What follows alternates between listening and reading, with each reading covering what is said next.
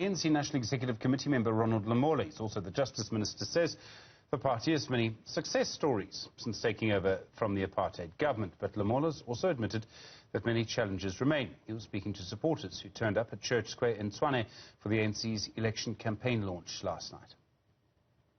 We have success stories with regards to local government, and there are, as I've said earlier on, challenges. And with regards to the success stories, over 85% of South Africans have got access to electricity, up from 57.6% in 1996. From rural population, only 23.8% electricity. Today, 80% have access. But obviously, there are also challenges with regards to aging infrastructure, poor maintenance, and also that leads to water, sanitation, and electricity leaks and some breakdowns, and even some of the lack of contact from our councillors to the community. But as we speak, about 7.5 million households at 44 excess of pipe water, but today about 85% households. So that is the story of the past 25 years, but also we have moved from a local government that was configured specifically for apartheid and for few white South Africans. But today it's a space of local government that is for everyone. And we're building a community-based local government. So obviously challenges have come into the space, as we have said. And those challenges, I've already mentioned them. And both challenges and successes for us represent a learning experience, which we now take forward in the next 5 years to build from where we have left in this past 5 years. And we believe that with that experience, we are the strongest organization that can take South Africa forward with regards to local government.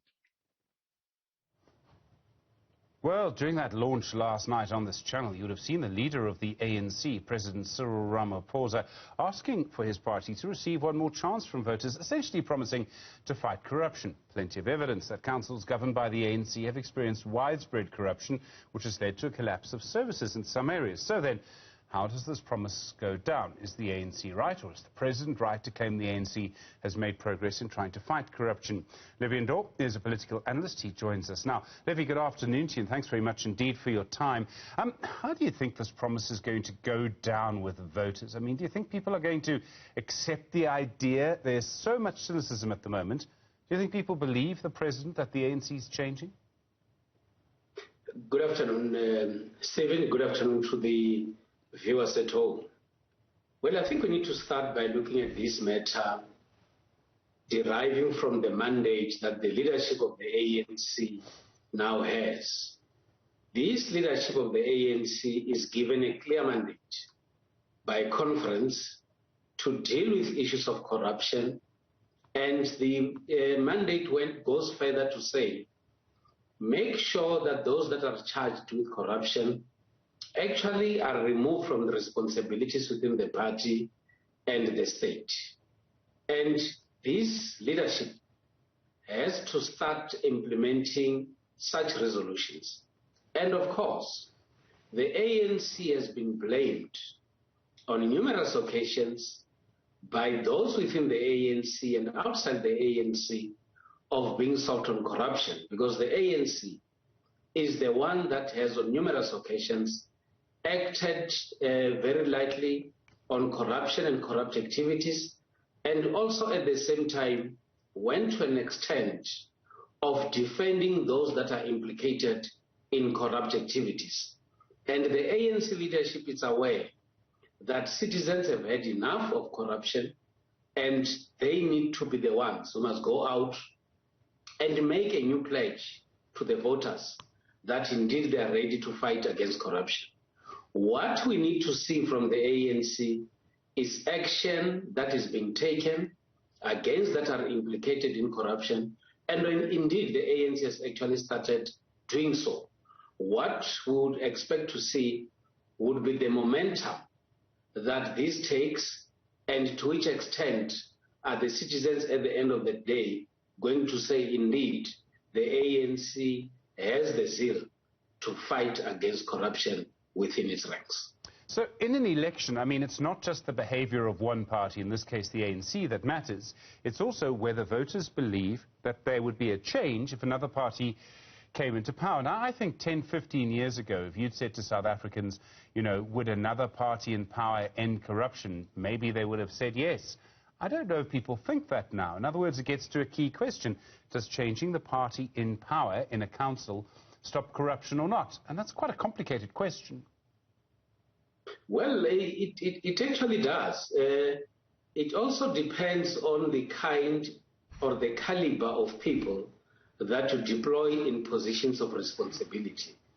South Africa, it's big and vast, and what the president of the party might be saying might be something that a leader of the ANC in a municipality in the far areas of Mpumalanga, in the Northern Cape, or in the northern part of Limpopo might actually know, but still not follow what the manifesto of the party says. So this then has to go deep down to the different representatives of the party and say, we have a responsibility as the representatives of the party to protect the party to corrupt activities because it has a potential to negatively affect the party. And of course, the ANC has always been talking about the fight against corruption, and you will still get some of its members implicated in corrupt activities. So it is about the elected representatives themselves to turn things around and say, enough, it's enough with corruption. Then the one will say, the ANC is on the right track. Talk and just talk alone won't make a difference. People, in a way, and I mean, this is one of the problems in our politics, excuse me, that people get into a political position which gives them control of resources. They're able to... excuse me, I'm so sorry. I do apologize. Anyway, so people get resources because they're in a political position. Then, once they're there, they can use those resources to stay in that political position. It's called patronage. That shows you how difficult this is, and it can function in all sorts of ways, but in a municipality with very high rates of unemployment, it's a very difficult cycle to stop. Well, of course, it is quite difficult. Hence, Stephen, it's important to look at the caliber of the people and the degree of commitment towards service delivery and the people is actually concerned. Hence, I said, the ANC as a big party, you don't only need to rely on what the leader says. You also need to rely on Mashudu, who is being elected in a rural area somewhere in Rwamondo, to say, I need to make a difference based on what the president has actually said. Even you might be found in the most remote area of the Republic of South Africa, running a municipality where you think you might not be exposed for wrongdoing. It is upon you to make sure that you do as promised by the party. Remember, the loss of support by the ANC, it's also influenced by the degree of corruption that is happening within the ranks of the ANC. So it is up to the ANC leaders themselves to say, we have the potential to save the ANC or to stay in power, and what as leaders have to do is to do away with corruption and do things right in the interest of their constituencies. Either way, Levy, I think you're probably going to agree with me. It's going to be a fascinating election. There's a lot to talk about within this poll. Levy Ndou, thanks very much indeed, political analyst. I'm fairly certain you and I will be talking again, and we'll be seeing you again on Newzroom Afrika, channel 405.